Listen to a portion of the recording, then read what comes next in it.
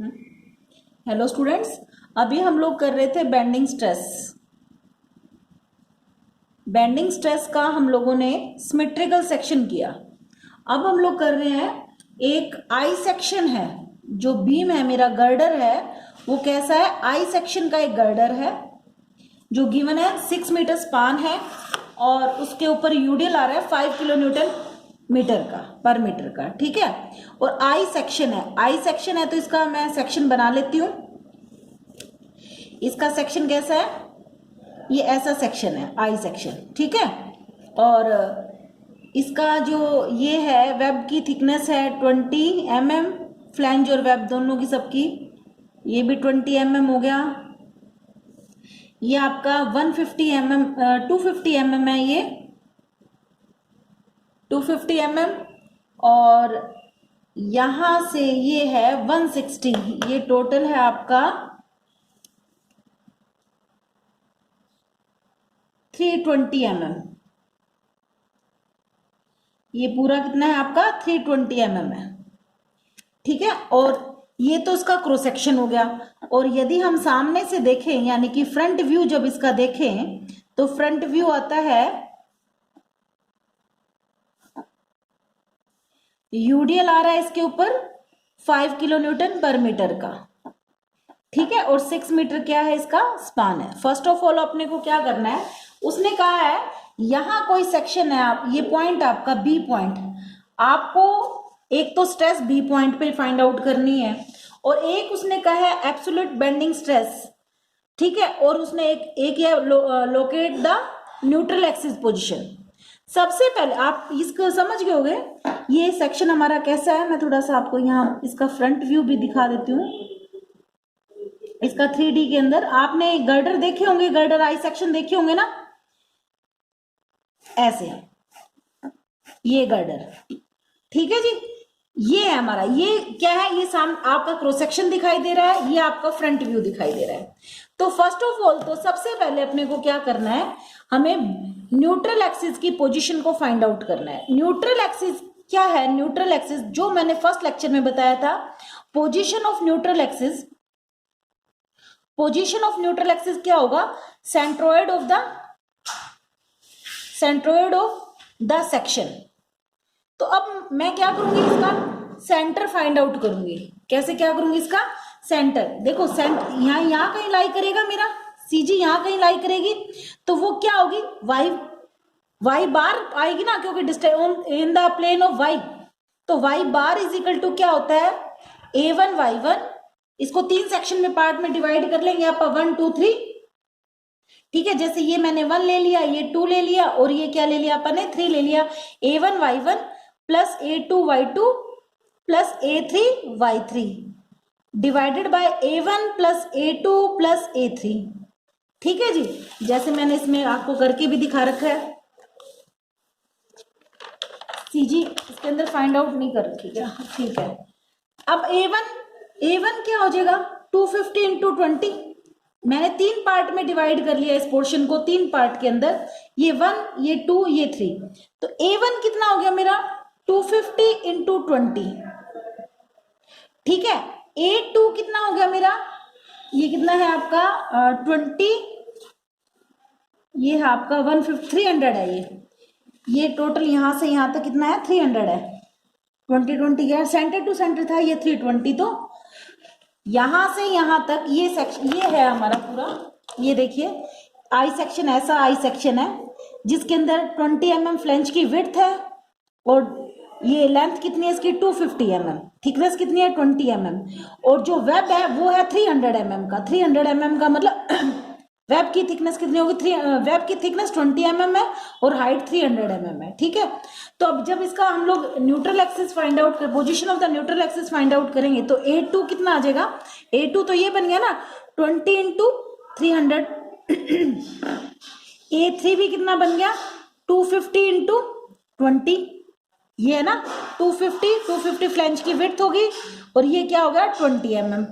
ठीक है जी, ये हमारे आगे। अब हमें क्या करना है, y1 निकालना है। y1 क्या होगा, ये हमारा रेफरेंस एक्सिस ले लेते हैं इसको, इस एक्सिस को कौन सा एक्सिस ले लेते हैं अपन, रेफरेंस एक्सिस ले लेते हैं। ठीक है जी, हमने इसको क्या लिया, रेफरेंस एक्सिस ले लिया। ये देखो, इसको ऐसे ऐसे कर लिया करो आप, ठीक है ना। ये हमारा रेफरेंस एक्सिस है, ये 1 है, इसकी सीजी कितनी होगी, ये सीजी कितनी आ गई इसकी, ये 20 है, तो ये कितना आ गया, 10 आ गया ना। तो y1 कितना आ गया, 10 mm आ गया। ठीक है, y2 कितना आ जाएगा, y2 कितना, कौन सा है मेरा, ये वाला सेक्शन है, ये सेक्शन है मेरा y2 ये 300 है, यहां से तो 150 आएगा, ये 300 mm है, तो ये कितना आ गया, इस पॉइंट से 150 और इस पॉइंट से कितना, कितने डिस्टेंस पे होगा, 20 प्लस 150 यानी कि 170 mm पे आ गया ये y2। और y3 देखूं मैं तो 20 प्लस 300, 20 प्लस 300, ये देखिए रेफरेंस एक्सिस हमने ये लिया है, तो 20 प्लस 300 और इसकी सीजी कितनी होगी, 10 होगी, तो ये होगी प्लस 10 यानी कि 330 mm आ गई। ठीक है, मुझे y बार चाहिए, तो y बार के लिए मैं इसमें पुट करूंगी, a1 कितना आ गया, 250 इंटू 20, ये आ गया आपका 25 टू 50, 5000 mm स्क्वायर, ये कितना आ गया 6000 mm स्क्वायर, ये भी कितना आ जाएगा 5000 mm स्क्वायर। ठीक है जी, इसमें मैं पुट कर दूंगी 5000 इंटू y1 कितना है 10 प्लस 6000 इंटू y2 कितना है 170 plus 5000 into 330 divided by 5000 plus 6000 plus 5000, ये कितना आ जाता है, ये अभी चेक कर लेते हैं अपन, 170 इंटू 6 इंटू,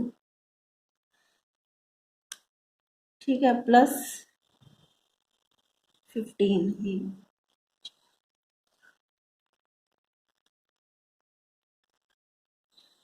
330 इंटू 5,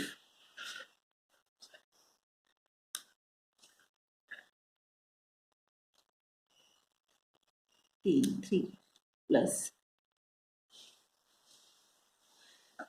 170 इंटू 6000, ठीक है, प्लस 50,000 डिवाइडेड बाय 16,000, ये आ गया आपका y बार आ गया 170 mm। y बार की वैल्यू कितनी आ गई आपकी 170 mm आ गई है। 170 mm कहाँ से आई है, इस फाइबर से आई है। ये रेफरेंस एक्सिस था आपका, इस रेफरेंस एक्सिस से ये जो CG आया है हमारा वो किस डिस्टेंस पे आया, 175 mm पे आया। y बार इज इक्वल टू कितना आ गया 170 mm। मैंने यहाँ पे मार्क भी कर लिया, ठीक है, हमने लोकेशन तो मार्क कर ली है न्यूट्रल एक्सिस की, यानी कि पोजीशन मुझे पता चल गई, ये न्यूट्रल एक्सिस आ गया। अब आपको पता है मेरा फ्लक्सर फॉर्मूला क्या है, m ओवर आई sigma over y, m over आई सिग्मा ओवर y और e ओवर r। आपको उसने कहा है m सिग्मा निकालो, सिग्मा क्या है, सिग्मा आपकी मैक्सिमम बेंडिंग स्ट्रेस है, किसी भी पॉइंट मैक्सिमम लेनी है या जिस पॉइंट पे आपको पूछ रखा है। अब आपको क्या निकालना है, पहले m भी निकालना पड़ेगा। m क्या होगा, m होगा आपका ये बीम दिया हुआ है आपको, इस पे यूडीएल है, मैंने आपको बताया था पहले आपको बेंडिंग मोमेंट डायग्राम बनाना आना चाहिए। इसका बेंडिंग मोमेंट डायग्राम ये बनेगा, ये क्या वैल्यू होती है WL²/8 होती है ना। चलो मैं इसको आपको फिर भी मैं इसको सोल्व करना बता देती हूँ। A point B point RA और RB कितना आएगा, ये 5 किलो न्यूटन पर मीटर है। ये स्पान कितना आपका 6 मीटर का स्पान है, क्लियर। ये 6 मीटर का स्पान है, तो आप कैसे करोगे, taking moment about A, taking moment about A। जब आप मोमेंट A के अबाउट लोगे तो यहां अपना थंब रखोगे, RB into 6 minus 5 into 6, total load कहाँ लाई करे, CG पे। CG क्या होगी इंटू 3 यानी L/2, L/2 6/2 is equal to क्या आ गया 0। RB इज इक्वल टू क्या आया 6 5 30, 33 270, 6 इंटू 5 इंटू 3, 90 डिवाइडेड बाय 6 किया तो कितना आ गया, 15 किलो न्यूटन आ गया। ठीक है, 15 किलो न्यूटन ये आ गया आर ए, और हमें पता है R A plus R B is equal to क्या होता है, टोटल लोड। टोटल लोड कितना है मेरा, 5 इंटू 6 यूडीएल है 30 kilo newton. R A plus R B है, आर बी की वैल्यू 15 किलो न्यूटन है, इज इक्वल टू क्या आया है, 30 आया है। तो आर ए कितना आ गया मेरा, 30 माइनस 15, यानी कि ये आ गया आपका 15 किलो न्यूटन है। ठीक है, और मुझे पता है कि इसका बेंडिंग मोमेंट डायग्राम आप देख लेना, जब बेंडिंग मोमेंट डायग्राम बनाते हो तो आपकी ये पोजीशन आती है, यानी कि सेंटर पे आपकी मैक्सिमम बेंडिंग मोमेंट होती है। तो मैं लिख देती हूँ MC सेंटर पे दो, लिखो आप RA इंटू 3, क्योंकि सेंटर पे तो 3 आएगा, 6 का हाफ यहां रखा आपने, RA इंटू 3 माइनस ये क्या है, ये क्या इधर नीचे की एंटी क्लॉकवाइज जाएगा लोड की वजह से, माइनस 5 इंटू 6 नहीं, 5 इंटू इस यहां खड़े हो आप, 5 इंटू ये परपेंडिकुलर डिस्टेंस कितना हुआ 3 इंटू 3/2 CG कितना आ गया, RA कितना आपका 15 इंटू 3 माइनस 3 3 9 45/2। ठीक है जी, ये आपकी वैल्यू आ जाती है 45/2 माइनस 45, ये वैल्यू आती है आपकी 22.5 किलो न्यूटन मीटर। आप चाहे इस तरह कर लो, और जिसको bending moment diagram direct value पता है आपको, ये WL²/8 होता है, तो आप इसकी वैल्यू भी निकाल सकते हो, mmax maximum bending moment, W कितना आपका 5 इंटू L कितना 6 का square divided by 8, 36 into 5 divided by 8, आपका वो 22.5 आ रहा है। ठीक है, इसलिए bending moment shear force diagram आपको आना बहुत ज्यादा जरूरी है। क्लियर हुआ, हमारे पास मोमेंट भी आ गई है, और अब हमें क्या चाहिए, मोमेंट ऑफ इनर्शिया चाहिए। क्या चाहिए मुझे, moment of inertia. Moment of inertia कैसे करोगे आप देखो कि ये मेरा सेक्शन है, इस सेक्शन को मैंने 3 पार्ट में डिवाइड किया, 1 2 3। इसका न्यूट्रल एक्सिस के अबाउट यदि मैं मोमेंट ऑफ इनर्शिया लूं तो मेरे को क्या करना पड़ेगा, इनका इंडिविजुअल निकाल के इनको सबको सबमिशन कर दूंगी तो पूरे सेक्शन का आ जाएगा। तो I1 I2 I3 यानी moment of inertia about I1, इसका अलग अलग करेंगे। क्या होता है, BD³/12 parallel axis theorem plus AH²। B, अब देखो आपने क्या करना है, इसको मैं आपको कैलकुलेशन मैंने यहाँ कर रखी है, लेकिन मैं फिर भी आपको अलग अलग बता देती हूँ। आपको क्या करना है, आप ब्रेक कर लो, इसको पार्ट्स को ब्रेक कर लीजिए। ये क्या है आपका 250, ठीक है जी 250 है आपका। ये क्या है आपका 20 mm। एक आपको इतना पता होना चाहिए भी CG कहाँ है, किसके अबाउट आपको मोमेंट ऑफ इनर्शिया ले रहे हो आप, NA के अबाउट। यहां से इसका डिस्टेंस कितने डिस्टेंस पे है ये भी दे, ये रेफरेंस एक्सिस हमारा यही है, यहां से ये कितने डिस्टेंस पे है 170, अभी हमने y बार निकाला था। ठीक है जी, अब इसका मोमेंट ऑफ इनर्शिया I1 लिख देती हूं मैं, ये 1 है सेक्शन, क्या होगा BD³/12। ठीक है, लेकिन इसको शिफ्ट कहां करना है, पहले एक्सिस थ्योरम में आपने दे पढ़ा है, ये क्या है सेंटर एक्सिस है, इसको इस पे शिफ्ट करना है। तो क्या होता है AH²। H क्या है, यहाँ ये कंफ्यूजन होता है। H है जहां पे हमें शिफ्टिंग करनी है, और हमारे जो सेक्शन का हम लोग मोमेंट ऑफ इनर्शिया ले रहे हैं उसकी CG के बीच का डिस्टेंस, इसकी CG कहाँ लाई करेगी, 10 पे लाई करेगी। देखो इसकी CG और इसके बीच का डिस्टेंस कितना रहेगा, 160 रहेगा ना। तो B कितना हो गया 250 इंटू D कितना हो गया 20 का क्यूब डिवाइडेड बाय 12। A कितना हो गया 250 इंटू 20। अब H देखिए, H क्या है आपकी होल पूरे सेक्शन की CG क्या है 170, आपकी इसकी CG क्या है माइनस का स्क्वायर, चाहे ये पहले लिख लो ये पहले लिख लो, कोई दिक्कत नहीं है, क्योंकि माइनस का स्क्वायर करेंगे तो पॉजिटिव चला ही जाना है। ठीक है, अब आपको एक बात याद रखनी है, यदि आपने ये किलो न्यूटन मीटर में लिया है, या तो सबको किलो न्यूटन मीटर में बनाओ या सिर्फ सबको न्यूटन mm में बनाओ। जैसे मैंने यहाँ पे किलो न्यूटन मीटर बनाया है, मैंने क्या किया 250 को मीटर बना लिया, 0.25 इंटू 0.02, 20 mm को जब आप मीटर में कन्वर्ट करोगे तो 20 डिवाइडेड बाय 1000 जब करते हैं तो 0.02 आता है, ना कि 0.2 आता है। यहाँ कंफ्यूजन होती है, मिस्टेक यहाँ होती है। ठीक है जी, तो ये क्या हो गया 0.02 का cube divided by 12 plus 0.25 a into 20 0.17 into 0.01 का स्क्वायर किया तो ये मेरी वैल्यू आ जाती है 1.2816 इंटू 10⁻⁻⁴ मीटर 4। ठीक है, इसी तरह मैं I2 की वैल्यू निकालूंगी। I2 मेरा ये है, I2 मेरा क्या है, ये है। इस I2 का, ये मैंने फिर बोला आपको, I2 को आप ऐसे ले लो, ये रहा आपका I2 को लिया हमने और यहां से इसका रेफरेंस एक्सिस कहां गया, ये इस पॉइंट पे गया, तो ये क्या बन जाएगा BD³/12 भी बनेगा। इसका तो सेंटर के अबाउट ही ले रहे हैं, इसकी सीजी और इसकी सीजी एक ही पॉइंट पे लाई करेगी, तो BD³/12 इसका चला गया। तो ये वैल्यू मेरी आ जाती है 0.02 इंटू 0.3 का 4.5 इंटू 10⁻⁻⁻5 m4।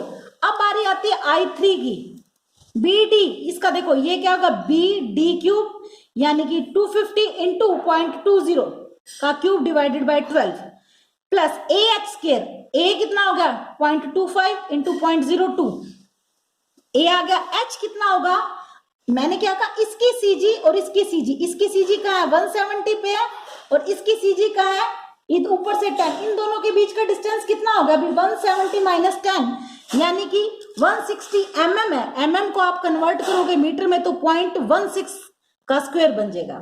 इस तरह मैं सभी का क्या कर लेती हूँ, मोमेंट ऑफ इनर्शिया जब हम लोग फाइंड आउट कर लेते हैं तो सबको जब सबमिशन कर देते हैं तो मेरा मोमेंट ऑफ इनर्शिया आ जाता है इतना मीटर 4 में, यानी कि मैंने यूनिट क्या रखा है, मीटर ही रखा है।